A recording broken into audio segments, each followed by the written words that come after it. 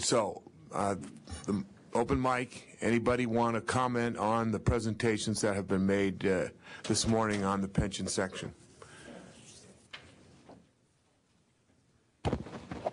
Mr. Chairman, members of the committee, Eric Feaver, MEA-MFT. We represent approximately 18,000 public employees in school districts, university system, state government, county government.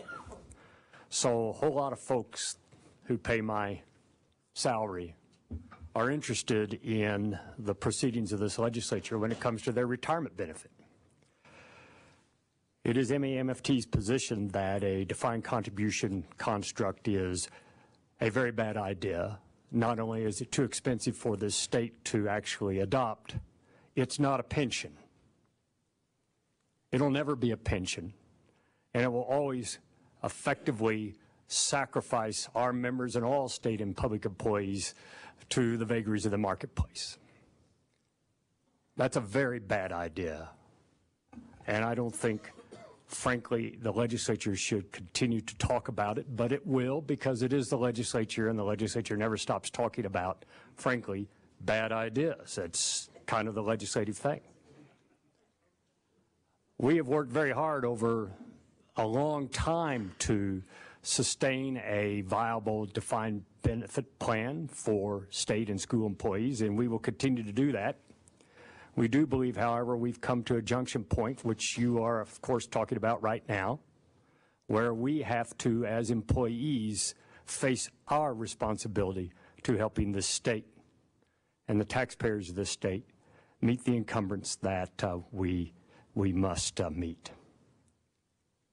We do not want to, however, disaggregate the obligation and place all the burden on new hires. First, it's just not fair to do so. And secondly, we could basically make it impossible for anybody to want to be a new hire, because in order to really have that make a large enough difference to change their benefit structure and their contributions, it would have to be so great they would run in fright from this state. So that makes no sense. We would, however, with some new hires, well, all new hires, in fact, we would, I believe, with good judgment, change the final average salary for all, and this would be across the board for all retirement in para and in TRS to a 5-year FAS. We would agree to a 55 and 5 early retirement.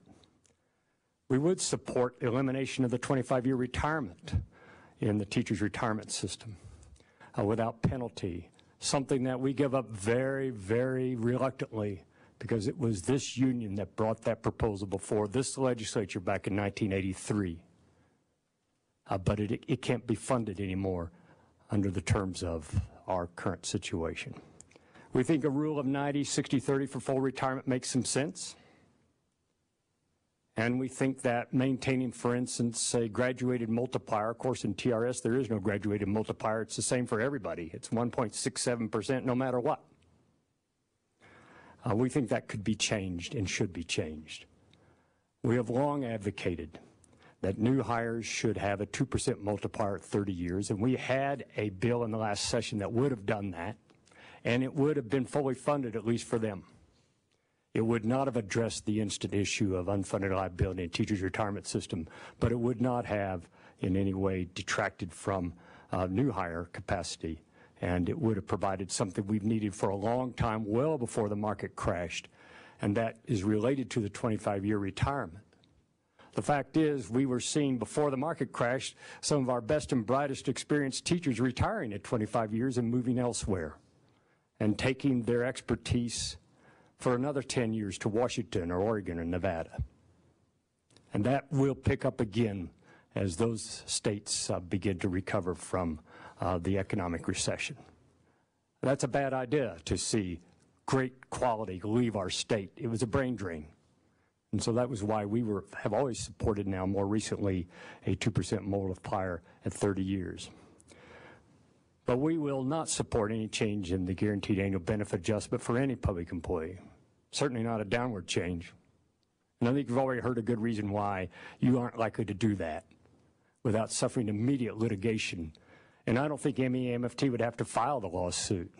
I think every retiree and every current member of the retirement systems, they would all be filing the lawsuit. In fact, they wouldn't file a lawsuit. They'd just be standing out here on, the lawn. And you would then think differently of doing that. We won't support a hybrid system. We didn't in the last session. And the governor, to his great credit, saved you from yourselves, and he vetoed Senate Bill 54, which did pass both the House and Senate. It was an unfortunate attempt on your part, and I hope you don't repeat that. It's not necessary to do that. But when it comes to everybody in the system, with the exception of new hires and PERS, who are in fact now paying 1% more than everybody who had already been employed by under the PERS system before July 1 of last year. With the exception of those new hires, we will support an increase in employer and employee contributions. In fact, if you did that in the teachers' retirement system at 1%, 1% for the state, 1% for the employee, for all current and new hires, you would eliminate this unfunded liability question you have in front of you. And we wouldn't be talking about this extraordinary fiscal impasse. That's a very heavy load to pick up, but we are committed to going forward with doing that. The upside of that is it does not impair benefit. The benefit stays the same, although we would hope that you would have a 2% multiplier at 30 years, because you could do that very easily under those terms. I think you're in better position, and I've practiced law before this legislature for almost 30 years without a license and gotten away with it. So since I don't take any compensation for my legal opinions, I think you're in a whole lot better situation causing contributions to rise for the employer and employee than you are in trying to reduce benefits. At least you can make a better argument. And I think you've already heard a really great presentation on the legal ramifications of all of this, and so, you'll have to judge for yourselves whether that is a sound legal opinion of my own, but you could try it, and at least this union will support you in that. Now, I don't know exactly what's happening in June, and Amy has suggested that that's one of the options you'll consider in June, which is to split contribution increases between employer and employee. Let me tell you this, we will not support an employee contribution increase that does not have an employer contribution of equal value. So it has to be a shared responsibility, a shared investment in pensions for public employees across the board. We get it. And then perhaps members of the committee, not just perhaps, you should, place some sort of trigger mechanism in it. If in fact we reach the actuarial nirvana that we want to reach, where we're within all of those factors that say we're okay by GASB or whoever else decides we're okay, then those contributions for both the employer and the employee are reduced. So it isn't like in perpetuity we would just increase contributions. Members of the committee, we've done some dramatic things in retirement over the years, and they've almost all been predicated on increasing benefits. Those benefits have value. There's a reason why people receive those benefits. It is a part of our whole notion that it's once you're hired in the state of Montana or you're hired as a county employee or a school employee, it's for a career. And when you retire, you will actually have a pension that will see you to your last days. That's how it ought to be, not just for state and county and school employees. That's how it ought to be for all Americans, frankly.